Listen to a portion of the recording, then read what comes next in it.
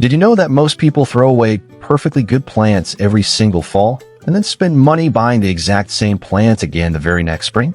It happens every year. Millions of American homeowners do this without even realizing it.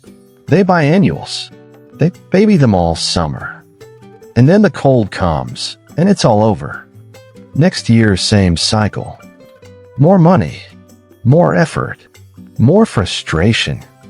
But here is the truth that changes everything. You do not have to do any of that. There is a whole category of plants that come back on their own year after year, grow beautifully in pots, and honestly, they do better when you leave them alone. These are called perennials.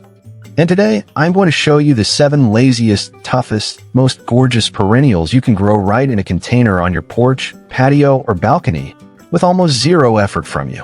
Stay with me until the very end, because the number 7 plant on this list is one that most gardeners completely ignore, and it might just be the single best container plant in America.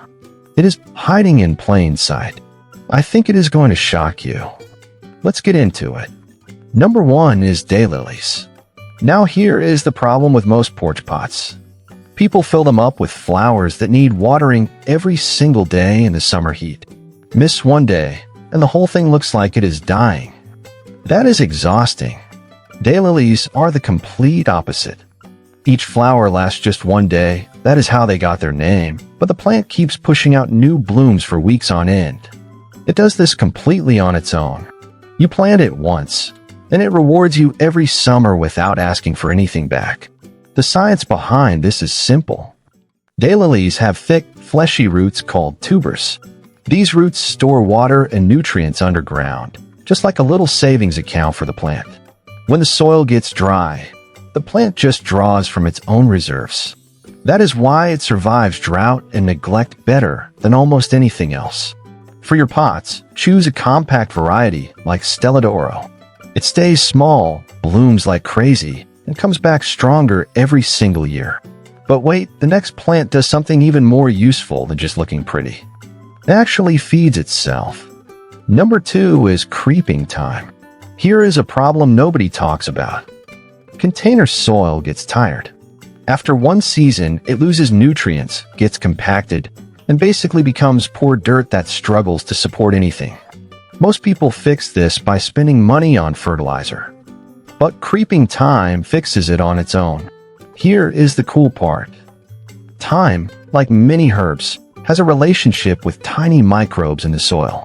Its roots release natural compounds that feed good bacteria underground, and those bacteria actually improve the soil structure over time. So while you are ignoring this plant, it is quietly making its own home better. Creeping thyme also spreads beautifully over the edges of a pot, drapes down the sides, and produces tiny purple flowers every spring. Bees go absolutely crazy for it. Plant it in full sun, water it maybe once a week in summer, and then just walk away. It is as close to a self-running plant as you will ever find. Number 3 is black-eyed Susan. The problem here is color. A lot of tough, low-maintenance plants are kind of boring to look at. They survive, but they do not excite anyone. Black-eyed Susan destroys that idea completely. It is loud, golden, cheerful, and it blooms from midsummer all the way into fall when most other flowers have already quit for the year. Here is the science that makes it so tough. Black-eyed Susan is native to North American prairies. It evolved over thousands of years to handle baking summer heat, poor soil, and dry spells. Its deep taproot reaches moisture that shallow-rooted annuals simply cannot touch. In a pot, this means it is not constantly begging you for water. Choose varieties like Gold Sturm for containers. They stay tidy, they do not flop over, and they look incredible grouped with other pots on a porch. Once you see this plant bloom in August when everything else looks burned out, you will never plant without it again. Number 4 is hostas. Now here is the problem for anyone with a shady porch or a north-facing patio. Almost every low-maintenance recommendation assumes you have full sun. But what if you do not? What if your outdoor space sits in the shade most of the day? Hostas are your answer, and they are perfect in pots. They are grown almost entirely for their huge, beautiful leaves. Some are solid green, some are blue-green, Some are striped with white or yellow. And here is the surprising science. Hostas actually prefer shade because their large leaves are designed to capture every tiny bit of filtered light. In full sun, those leaves burn and look terrible. But in shade, they glow. They look lush and expensive with zero effort. Hostas are extremely cold-hardy too. In most of the US, you can leave the pot outside or store it in a garage over winter, and the plant comes roaring back in spring like nothing happened.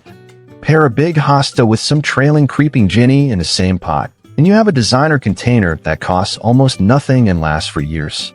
Number 5 is lavender. The problem with most pots after a few weeks, they start to look a little sad and weedy. Lavender never looks sad. It always looks intentional, structured, and honestly a little elegant. But more than that, it smells incredible. Every time someone walks past your porch, they stop. Here is what makes lavender a container superstar. It absolutely hates wet roots. And guess what is much easier to control in a pot than in the ground? Drainage. In the ground, lavender often struggles because American soil holds too much moisture. In a pot with good drainage holes and a gritty, sandy mix, lavender is suddenly in its perfect home.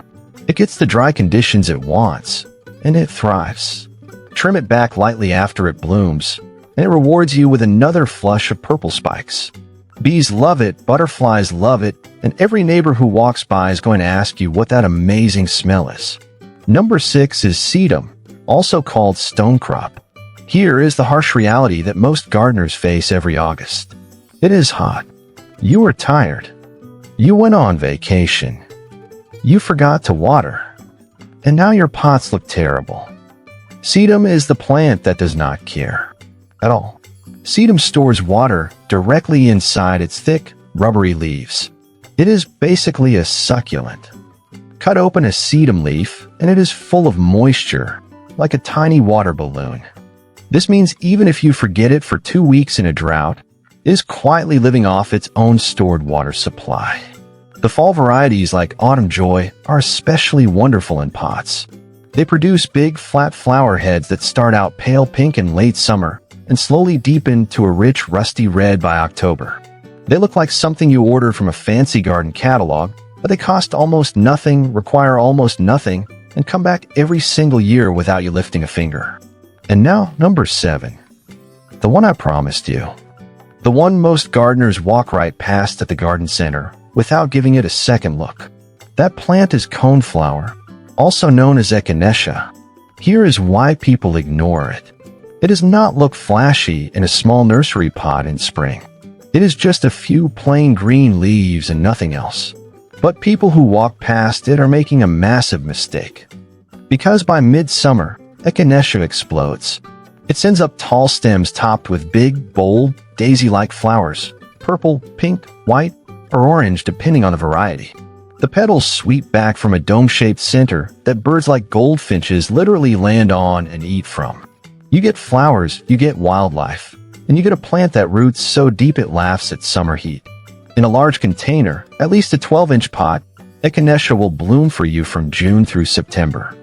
It will go dormant in winter, and it will be back the following spring, often bigger and fuller than the year before. This is the one plant that gives you everything with almost nothing asked in return. So let's pull it all together.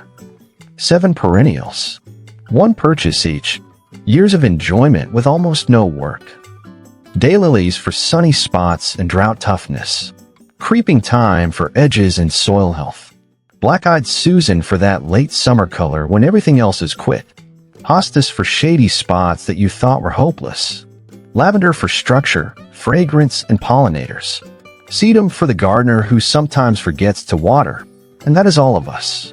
And echinacea, the unassuming superstar that earns its spot in your garden every single summer. The best part? You do not need a big yard. You do not need a lot of money. You do not need to spend every weekend on your knees in the dirt. A few pots, a few smart plant choices, and you are done.